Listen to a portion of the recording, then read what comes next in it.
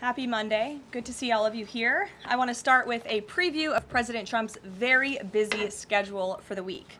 Later this afternoon, the president will be making a major announcement focused on the childhood autism epidemic, alongside his top health advisors who are working to make America healthy again.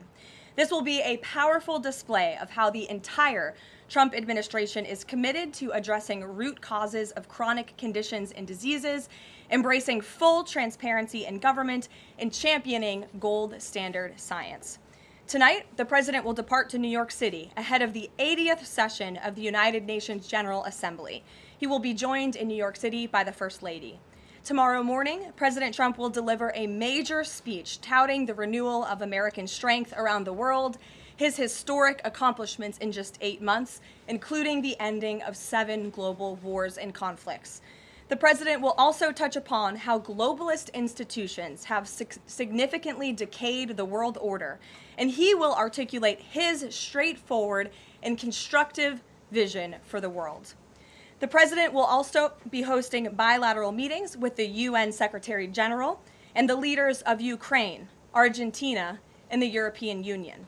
The president will also later in the day hold a multilateral meeting with Qatar, the Kingdom of Saudi Arabia, Indonesia, Turkey, Pakistan, Egypt, the UAE, and Jordan.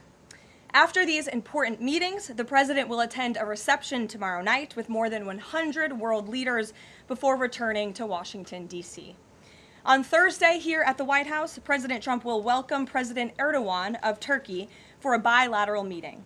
And on Friday, the president will travel to Long Island for the Ryder Cup golf match between the United States and Europe. This event is one of the greatest sporting events in the world, and it would not be taking place this year without President Trump's help. President Trump signed an executive order last week preventing a strike that would have crippled the New York City area ahead of the tournament, and at the request of the 5 labor unions who all represent workers on the Long Island Railroad. One of the greatest golfers in the world, Bryson DeChambeau, praised the president's critical intervention, saying, quote, "When the possibility of a strike threatened to disrupt transportation and attendance, President Trump stepped up and took the action needed to protect this world-class competition." Thanks to President Trump's decisive leadership, the Ryder Cup experience will be everything fans and the golf community deserve. Again, that's a quote from the great golfer Bryson DeChambeau. Now let's all hope the American Ryder Cup team can take home the trophy. In other news, positive economic data continues to pour in. Brand new polling shows that Americans' faith in the economy and the direction of the nation is back on track and shooting even higher. Home ownership is more affordable, with mortgage rates dropping to a 3-year low. For new home buyers, this represents a $250 decline in your monthly mortgage payment, or nearly $3,000 a year. And President Trump has made it very clear he wants to continue to see mortgage rates decline to a record low, just like they did in his first term. Thanks to President Trump's unleashing energy dominance, gas prices are dropping, and Americans are spending the smallest share of their disposable income on gasoline since 2005. Additionally, the annual cost to own and operate a new vehicle is down by nearly 6% over the last year. Americans are earning more and they are spending more than ever before. After inflation outpaced for 26 straight months under Joe Biden, real wages have increased nearly every month since President Trump took office, with wages for blue-collar workers rising at the fastest rate in 6 decades. Retail sales are also booming, up 5% over last year. And the stock market is booming, and Americans' retirement accounts continue to do well, with the Dow, S&P 500, and NASDAQ all hitting new record highs. In fact, the S&P 500 is up nearly 15%, and the NASDAQ is up more than 21% since Election Day. As part of President Trump's mission to restore America as the manufacturing superpower of the world, he has secured nearly $9 trillion in U.S. investment, nearly 9 times more than Biden attracted in his entire 4-year term, and we expect that number to be upwards of $15 trillion very soon. We're already seeing the initial economic benefits of these investments, with industrial production recently rising to an all-time high. President Trump built the greatest economy in the history of the world in his first term, and we are witnessing him do it all over again. Now, before I open it up to questions, I do want to speak on the heinous political assassination of Charlie Kirk. As President Trump powerfully stated yesterday, This assassination was an attack on everything that makes the United States of America the greatest country on earth. But that attack has completely failed. The heartwarming response from the overwhelming majority of the American people over the past 2 weeks is all of the proof that you need. The assassin who took Charlie's life can destroy flesh and blood, but he can never destroy the values that Charlie stood for. All across the country, millions of Americans have prayed, hosted vigils, attended church services, became politically engaged for the first time, and honored the legacy of Charlie and the ideals he died speaking for. The beautiful memorial service attended by President Trump and 100,000 great Americans in State Farm Stadium yesterday was just the latest example. And Erica Kirk's mercy was one of the greatest acts of grace this world has ever seen. May God continue to watch over Erica and their beautiful children.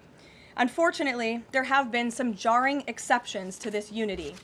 This past Friday, 58 House Democrats voted no, and 38 voted present on a resolution that simply stated, condemning in the strongest possible terms the assassination of Charles James Kirk and all forms of political violence. There were no strings attached to this vote. This was a simple gesture of human decency to denounce political violence. I wish I could say that this was only a fringe group, but 96 votes is nearly half of the entire House Democrat caucus. And they didn't just vote against this basic resolution condemning political violence. A number of those same Democrats took to the House floor to smear Charlie Kirk's name. The man wasn't even buried yet, and Democrat members of Congress were denigrating his memory on the floor of the House of Representatives. This was truly a sad moment and a clear reflection of how radical the Democrat Party has become. Many Democrats in elective office have now been totally captured by a radical fringe of the far left base who want to dehumanize every person they disagree with. We must continue to call this wickedness out. It's the only way that our nation can heal. For too long, past leaders have offered platitudes while political violence has been allowed to fester and harm innocent Americans. There has been coordinated campaigns dating back years, spearheaded by radical left-wing organizations centered on dehumanizing, intimidating, doxing, and even attacking Americans whom they disagree with. These groups have radicalized impressionable individuals to foment violence. An attempted transgender assassin traveled to Justice Brett Kavanaugh's family home with plans to end his life. An attempted assassin came within an inch of ending President Trump's life in Butler, Pennsylvania, and on the campaign trail, another attempted assassin tried to kill the president at his golf club in Florida. A left-wing assassin shot United Healthcare CEO Brian Thompson right in the back in the heart of New York City. ICE agents are facing a more than 1,000% increase in assaults for simply doing their jobs. Violent radical left-wing mobs engaged in illegal behavior, targeted Jewish Americans, and shut down America's college campuses under the previous administration.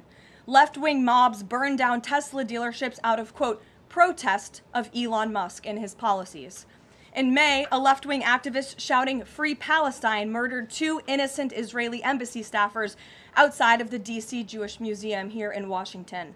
These are just a few examples, prominent examples of the growing left-wing political violence in our country.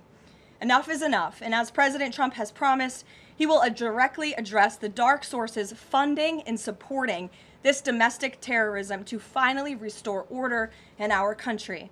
The American people can expect further, very strong action on this very soon. Everyone, Republican, Democrat, everyone in between, we all deserve to live in a country where we do not have to fear for our lives simply for stating what we believe in. With that, I will take your question. In today's new media seat, we have Monica Page, who is the White House correspondent for Turning Point USA's news organization, on the front lines. Monica, thank you for being here. We're so sorry for the loss of Charlie. I know you work for him, you were very close to him, and we appreciate your being in the new media seat and also your commitment to covering the White House. You are here every day, just like the rest of everyone in this room. So why don't you kick us off today? Thank you so much, Karoline. I don't think you realize how much it means to me to be here in this seat, especially on behalf of Turning Point USA and Frontlines. We greatly appreciate it. We also greatly appreciate the outpouring of support and just the really kind words that we heard yesterday at the memorial service. That means more to us been, I don't think anybody ever knows. And even the global support that we're seeing for Charlie has been overwhelming, and it doesn't go unnoticed. So thank you so much. I have 3 questions, if I may, on the horrific murder of Charlie Kirk. Government and local officials said that Antifa inscriptions were engraved in these bullet casings that killed Charlie Kirk. It appears to be a trend, especially after what we saw in the Annunciation Church shooting, Catholic Church shooting. Additionally, Stephen Miller recently commented on the rise in this kind of violence, saying there is a domestic terrorist movement growing in this country. The president is designating Antifa as a domestic terrorist organization. I'm wondering, what is the approach to holding these people accountable, just to ensure that violence like this just is eradicated moving forward? Sure. Well, Antifa is going to be designated a domestic terrorist organization. The president intends to sign that executive order very soon as it's drafted, as soon as today, later this afternoon. And this is something the president campaigned on, because we have seen a rise in violence perpetuated by Antifa radical people across this country who subscribe to this group. And unfortunately, it's gone widely uncovered by many in the legacy media. It also went completely ignored by the previous administration. Not anymore. Not only, as you mentioned, were the bullet casings subscribed with Antifa mottos, if you will, in the heinous assassination of Charlie, but there have also been more examples than I could read off for you here in this briefing room today of violence from Antifa. I will just read a few. In July 2025, several members of an Antifa cell ambushed and opened fire on officers at an ICE facility in Alvarado, Texas, shooting one officer in the neck. Also in July 2025, 3 Antifa members were charged with assaulting a police officer during a violent riot outside an ICE facility in Portland, which for weeks prior had been under siege from the local Antifa terror cell. In February 2024, a transgender Antifa terrorist detonated an explosive device outside of the office of the Republican Attorney General of Alabama. In July 2023, Antifa members linked to abortionist group Jane's Revenge firebombed pro-life facilities and vandalized churches. In January 2022, a suspected Antifa member was arrested for bringing a pipe bomb to a pro-Trump event. In January 2021, an Antifa supporter threatened to shoot police officers and Trump supporters outside of the Florida State Capitol building. Again, I could continue to list many more examples for those in the room who don't believe this is a serious threat to American safety and our national security, but this administration knows that it is. That's why the president will be signing this order. And we will also be, most importantly, looking at who is funding Antifa and who is funding these other violent left-wing groups that we've seen perpetuate so much crime and mayhem across our country. Thank you. And Charlie Kirk died exercising his First Amendment right, willingly debating, conversing with everybody and anybody. That was what he did. So what message does this White House have now to all Americans who feel like they are too afraid to express their beliefs, their values, their morals in the wake of such horrific violence? I think the president has answered this, and I will leave it to his response, Monica, where he so beautifully said, we have to keep fighting. We have to keep speaking up. We have to keep speaking our mind.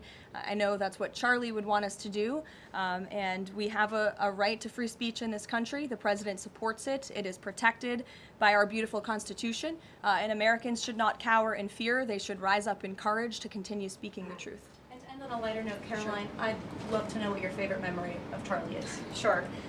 Charlie was a great guy, and he was, of course, a very influential person in the conservative movement, in the MAGA movement. He was so helpful to the president during the campaign and to all of us who worked on that campaign, that historic campaign.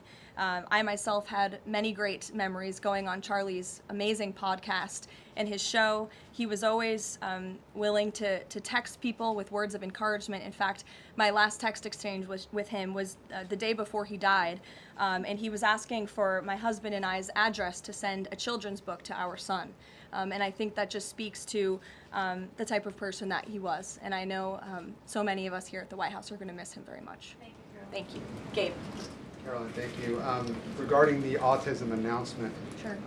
Why now? Does the administration have new data that hasn't been published previously showing a possible link between acetaminophen and autism?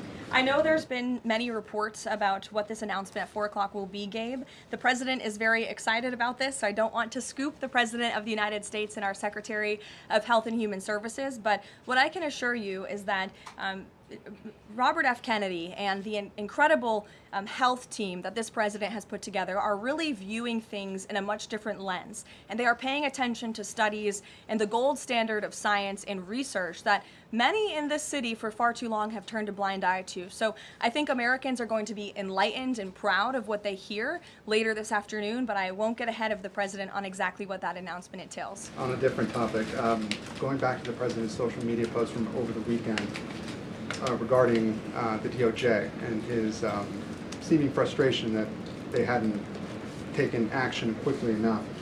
I want to point to something that the president said during his inaugural address. Never again will the immense power of the state be weaponized to persecute political opponents. We will not allow that to happen. Is the president going back on his promise? No. In fact, the president is fulfilling his promise to restore a Department of Justice that demands accountability. And it is not weaponizing the Department of Justice to demand accountability for those who weaponized the Department of Justice. And nobody knows what that looks like more than President Trump. We are not going to tolerate gaslighting from anyone in the media or from anyone on the other side who is trying to say that it's the president who is weaponizing the DOJ. It was Joe Biden and his attorney general who weaponized the DOJ. Joe Biden used this sacred American institution to go after his political opponent in the middle of an election year. And you look at people like Adam Schiff and like James Comey and like Letitia James, who the president is rightfully frustrated. He wants accountability for these corrupt fraudsters who abused their power, who abused their oath of office to target the former president and then candidate for the highest office in the land.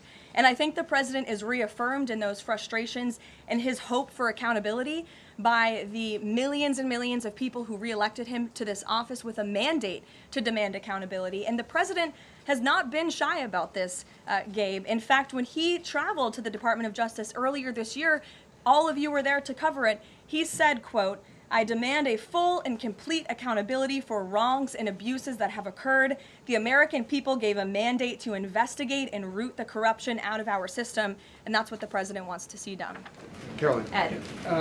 On the autism issue again, there are reams of scientific research that suggests there's no clear link between autism and acetaminophen usage.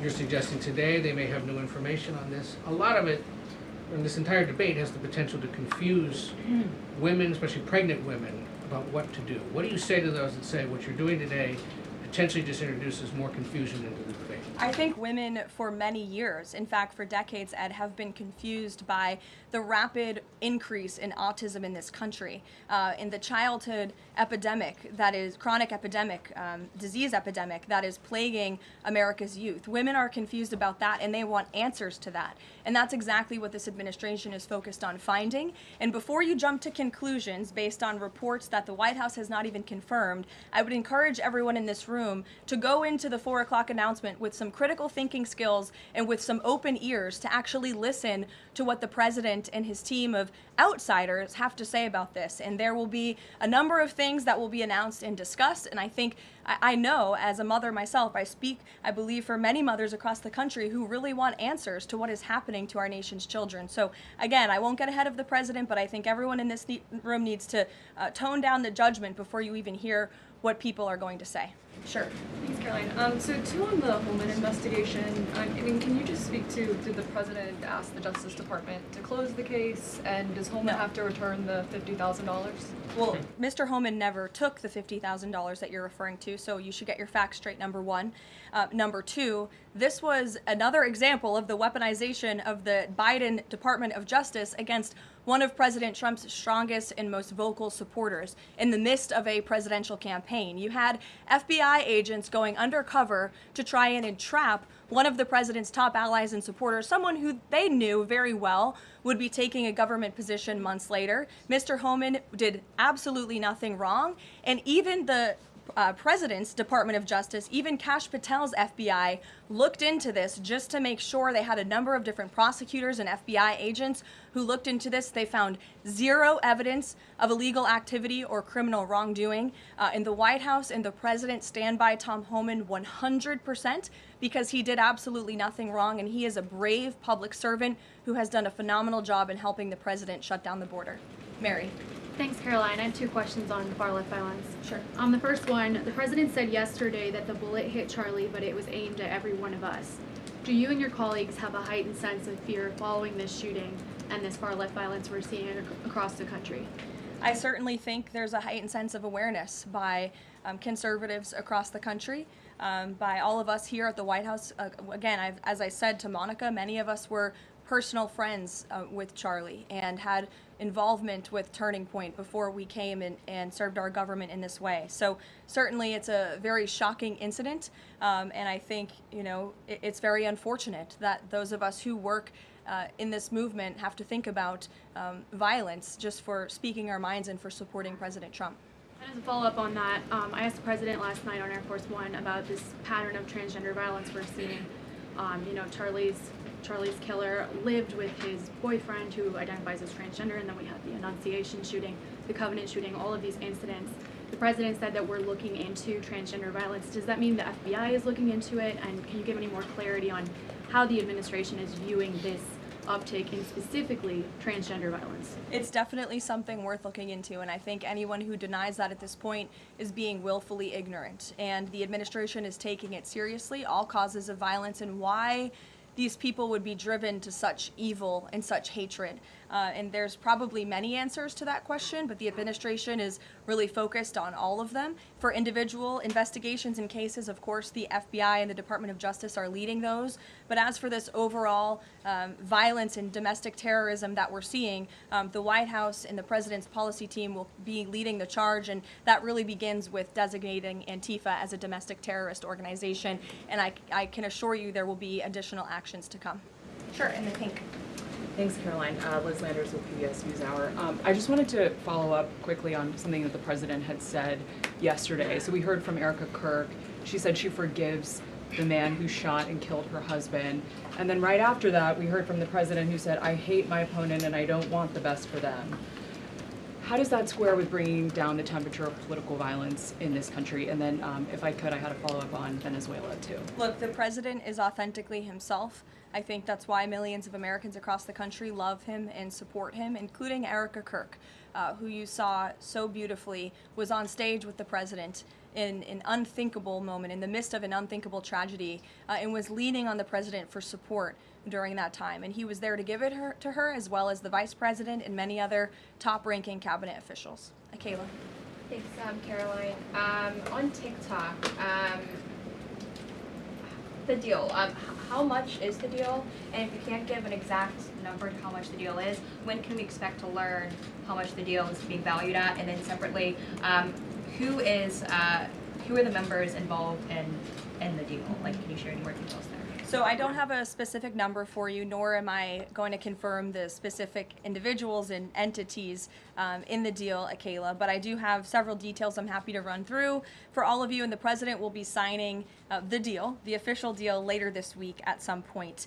Under the terms of this deal, TikTok will be owned by a majority of American investors and controlled by a board of directors with extensive national security and cybersecurity credentials. In partnership with the U.S. government, Oracle will serve as TikTok's trusted security provider, and they will independently monitor the safety and data security of all U.S. user data on TikTok's platform. Americans' data will be stored securely in the United States without access from China. All U.S. user data will be stored on servers operated by Oracle in the United States, protected from surveillance or interference by foreign adversaries. And the algorithm, I know this is a question many of you have had, will be secured, retrained, and operated in the United States outside of ByteDance's control. And TikTok will remain globally interoperable, meaning TikTok users in the U.S. will be able to see videos posted by users in other countries and vice versa. While I don't have a number on the specific specific deal, we do expect that thanks to the president's leadership and the securement of this historic deal, businesses using TikTok will generate as much as $178 billion in economic activity within the U.S.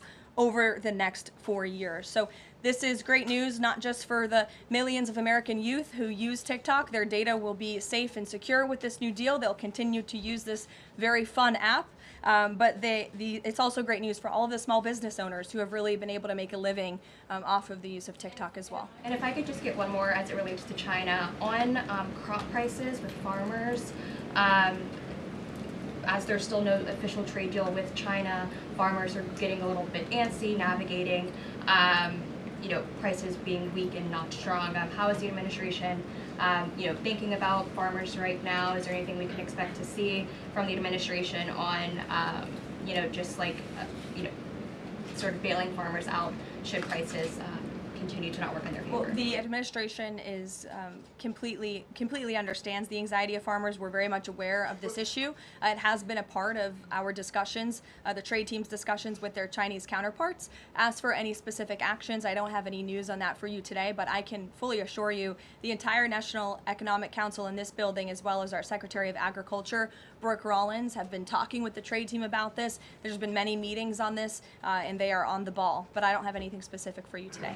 Sure, Selena. Thanks, Caroline. But the case against Letitia James was extensively investigated for 5 months, and President Trump's handpicked Attorney General Eric Siebert could not find any evidence that he committed a crime. So is the president saying here it doesn't matter if there's a crime, he just wants his political enemies to be charged? Well, let me just walk you through Letitia James. Letitia James completely abused her oath of office. Letitia James was actively and openly engaged in lawfare. You talk about weaponizing the Department of Justice. What was Letitia James's campaign slogan?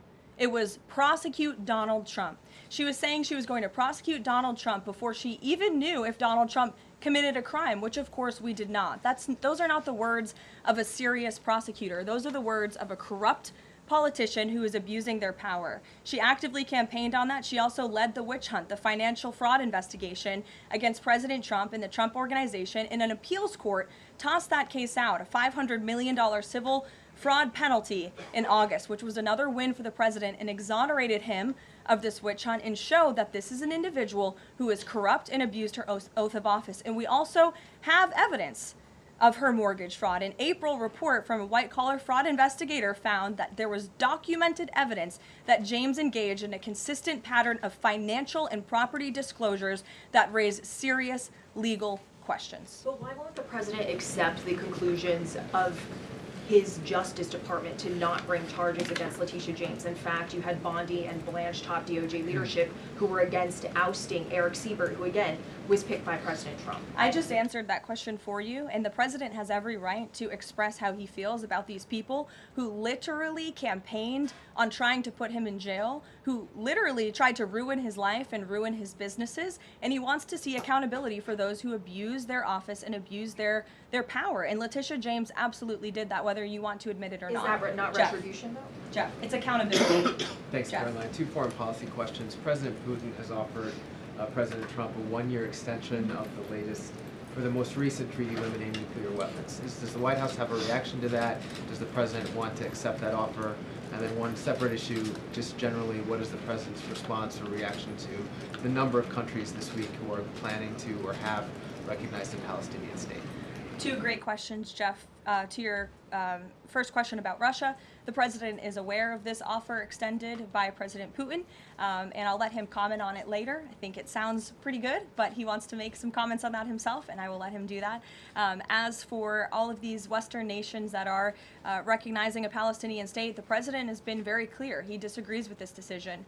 He spoke about that in the UK, standing right next to his friend, Prime Minister Starmer, and he feels this does not do anything to release the hostages, which is the primary goal right now in Gaza, does nothing to end this conflict and bring this war to a close. And frankly, he believes it's a reward to Hamas. So he believes these decisions are just more talk and not enough action from some of our friends and allies. And I think you'll hear him talk about that tomorrow at the UN.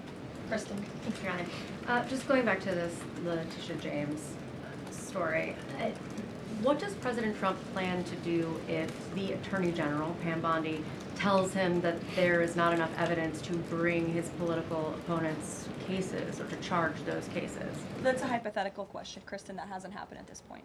But we did see one U.S. attorney not be able to find enough evidence, and now they no longer have a job. Is that something that you would consider? Look, the president stands with Pam Bondi 100%. He made that clear this weekend. He answered questions from all of you last night on Air Force One. He said the same, and that's how he feels at this moment in time. Just one more thing on the Attorney General. Go ahead. Pam Bondi.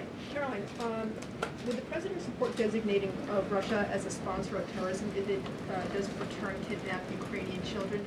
And secondly, we just found out through questioning that Hunter Biden sat in on the discussions of his pardons. What's the White House response to that? Unfortunately, I think it's unsurprising, and it's also very telling that one of the only pardons Joe Biden signed on his way out the door was the pardon of his son. Everything else was signed with an auto pen, but that one was clearly his own signature. To your first question about Russia, I have no news to share with you on that. Sure, in the yellow. According to media reports, Maduro has sent a letter to President Trump, but President Trump avoided saying whether he has read it. Did he receive it? We have seen this letter. Frankly, I think there were a lot of lies that were repeated by Maduro in that letter, and the administration's position on Venezuela has not changed. We view the Maduro regime as illegitimate, and the president has clearly shown that he's willing to use any and all means necessary to stop the illegal trafficking of deadly drugs from the Venezuelan regime into the United States of America. Context of the letter? Gilbertson, go ahead. The admin. You and then go ahead. Sure. Thank you, Caroline. Whitline with Borderhawk News. The admin has openly discussed taking legal action against officials in sanctuary jurisdictions. Just this last weekend, we saw Mayor of Evanston, Daniel Bliss, rioting and protesting outside of an ICE facility near Chicago. Are there plans to start arresting sanctuary mayors or governors going forwards? Unless they commit a crime, I don't see them being arrested. But if they are violating federal law, if they are violating state law, then of course they should be arrested by state and local law enforcement. If they're violating federal law, then they can expect the consequences of that behavior. Nick. Thank you, Caroline. Would the president like to see Congress pass a national holiday honoring Charlie Kirk annually? That's an interesting question. I'm sure he wouldn't oppose such a thing. But you can pose that to him yourself next time you get the chance. Sure thing. And to follow up too, I know the president is honoring Charlie with the Presidential Medal of Freedom. Is there anything else that we don't know of in the works to honor Charlie? Not at this time, but we do look forward to that Medal of Freedom ceremony very soon. Daniel. Thanks, Caroline. This past Friday, Adam Schiff, Tim Kaine, they introduced a resolution on Capitol Hill aimed at stopping the successful kinetic strikes against narco-terrorists in the Caribbean Sea. What does a move like this, what type of message does it send to families, specifically families who have suffered at the hands of deadly narco drugs like these? I definitely think it sends the wrong message. We wish that Democrats would get on board with a very simple idea of ending drug trafficking and securing our homeland. And I saw a report this morning that the Dominican Republic actually helped us seize a boat that was on its way from Venezuela to the United States of America with lots of deadly drugs on board. And so if you actually hear from Caribbean nations in the region, they are thankful and grateful for the administration's efforts, and they're working alongside us to end this plague of drug trafficking through their seas. Sure, Karen. Over the weekend, Democratic leaders Chuck Schumer and Hakeem Jeffries sent a letter to the White House asking for a meeting with the president to talk about government funding. Has the White House responded to that letter, and will the president sit down with them to talk about this, given that deadline is now 8 days away? Discussions are ongoing with both Republican and Democratic members of Capitol Hill. I don't have any meetings or any scheduling updates for you today, but what I will share is that what this White House wants and what Republicans want. We want a clean funding extension to keep the government open. That's all we're advocating for, a simple, clean budget extension, a straightforward, responsible solution to keep the government open to November 21st and allow the full year appropriations process to move forward. And I will add, this is the same budget that the Democrats approved 6 months ago, just adjusted for inflation. And unfortunately, all of a sudden now, They want to shut down the government. And if the government is shut down, it's only going to, it will be the fault of the Democrats, and it will only hurt the most vulnerable in our country, our seniors, our veterans, our military families, and increasing security for members of Congress, which is something this White House and the administration supports. And if you look back at the statements made by Chuck Schumer and Hakeem Jeffries in the past, they too have advocated against a shutdown and for keeping the government open. Democrat Chuck Schumer himself said a shutdown would mean chaos and pain and needless heartache for the American people. He said once, avoiding a shutdown is very good news for the country, for our veterans, for parents and children, for farmers, and for small businesses. Hakeem Jeffries also said it's about the harm. Families will be hurt if there is a government shutdown. Farmers will be hurt. Holiday travel will be impacted. Democrats clearly know what the right thing to do is here. It's to join with Republicans to pass this clean funding extension. That's what the White House and the president wants. And with that, we will see you all at 4 o'clock for this big announcement later on. Thanks, guys. If you like this video, then like, share, and subscribe to ET Now World.